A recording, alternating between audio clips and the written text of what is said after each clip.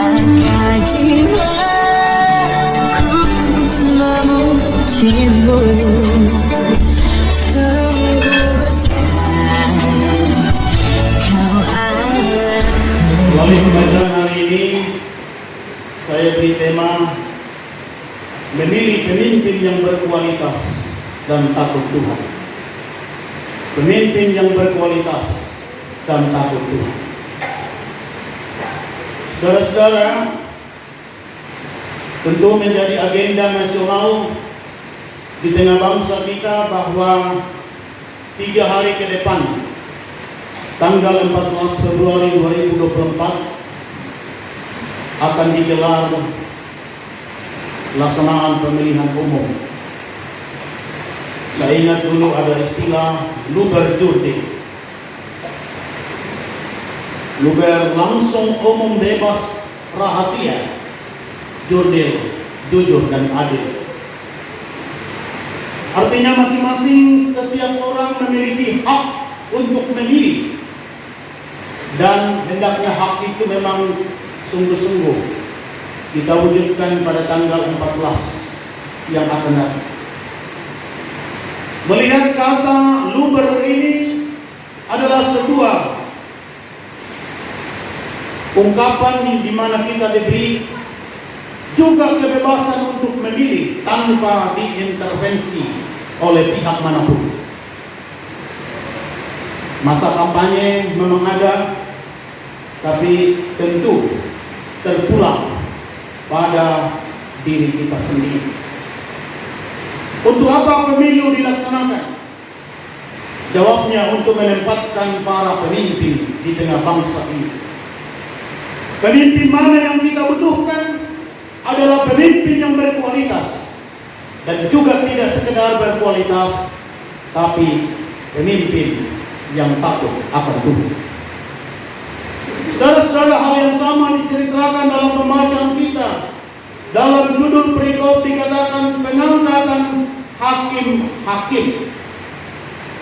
Saudara, dalam Alkitab hakim adalah satu kelompok pemimpin yang diberi tugas tanggung jawab oleh Tuhan dalam memimpin setiap komunitas, termasuk di tengah kehidupan bangsa Israel pada waktu itu.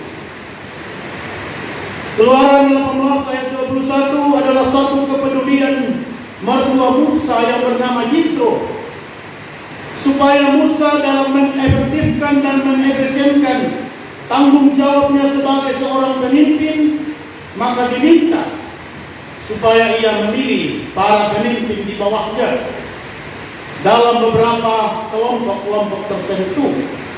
Seperti yang diungkapkan dalam pembacaan kita, pemimpin 1000 orang, pemimpin 100 orang, pemimpin 50 orang, dan pemimpin 10 orang. Saudara-saudara, bagi Musa, bagi Yitro, tidak sekedar menyampaikan hal ini dan tidak sekedar untuk menempatkan para pemimpin baru yang akan mendampingi Musa, tapi ada beberapa persyaratan. Dikatakan dalam pembacaan kita ayat 21, syarat yang pertama adalah orang-orang yang cakap dan takut akan Allah. Cakap, saya buka dalam kamus bahasa Indonesia adalah mahir, pandai, sanggup. Jadi saudara-saudara, pemimpin yang akan dipilih oleh Musa adalah pemimpin yang pandai, pemimpin yang mahir, dan pemimpin yang sanggup melaksanakan tanggung jawab yang telah diberikan kepadanya. Jadi tidak sekedar ia akan memilih, yang penting ada. Para pemimpin yang juga di tengah kehidupan bangsa ini, di tengah kehidupan gereja, hendaknya juga mampu melaksanakan berbagai tanggung jawab yang dipercayakan kepadanya. Dan saudara-saudara, tidak sekedar mereka pandai, mahir, dan sanggup, tapi juga mereka yang memiliki rasa takut kepada Tuhan, memiliki ketaatan kepada Allah. Kita diberi kepercayaan untuk memimpin dalam komunitas manapun, kita diberi tanggung jawab yang lebih besar, maka tanggung jawab itu juga akan semakin besar di dalam pelayanan gereja. Walaupun sebenarnya di mana Tuhan mengutus kita, di mana Tuhan menempatkan kita adalah sebuah tempat di mana kita menyembah tanggung jawab kesaksian dan pelayanan. Saudara-saudara, yang kedua, syarat yang kedua adalah pemimpin yang dapat dipercaya.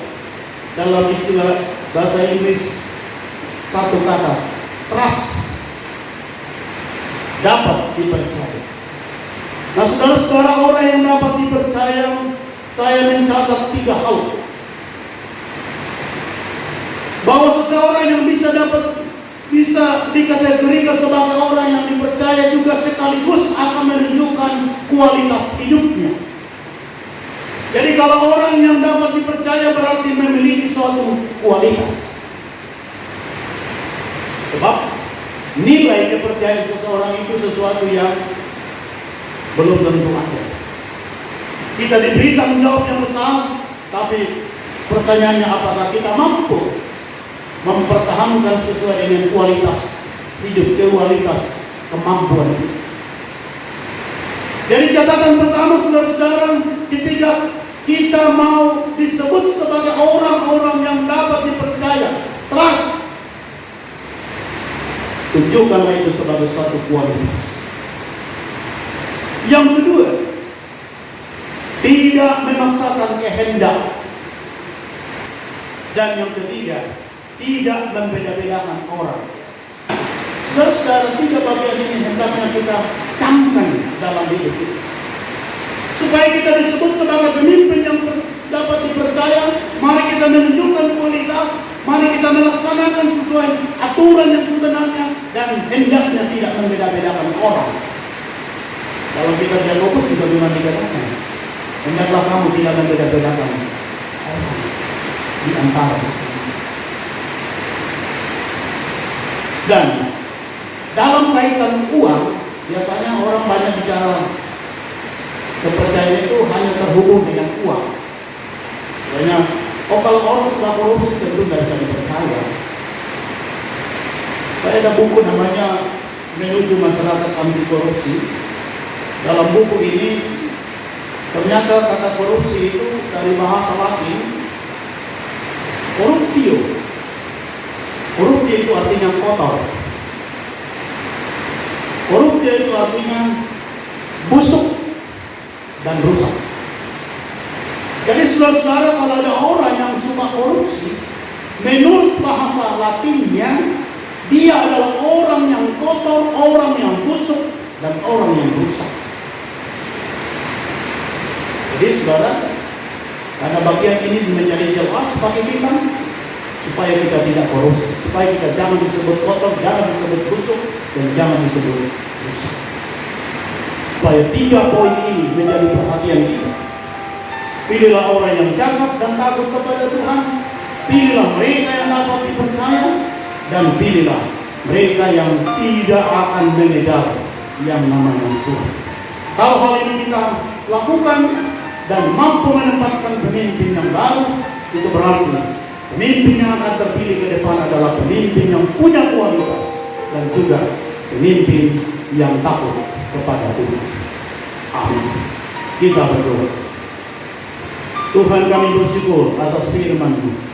Boleh kami dengarkan saat ini, kiranya sungguh meneguhkan, mengukuhkan iman kami, dan membuat kami menjadi para pemimpin yang dapat dipercaya, pemimpin yang berkualitas dan takut kepada Tuhan. Pakailah kami anak-anak-Mu, dimanapun Tuhan menempatkan kami, untuk selalu menyuarakan suara kenabian di tengah-tengah kehidupan ini. Dalam Yesus Kristus, kami datang berdoa dan bersyukur. Amin.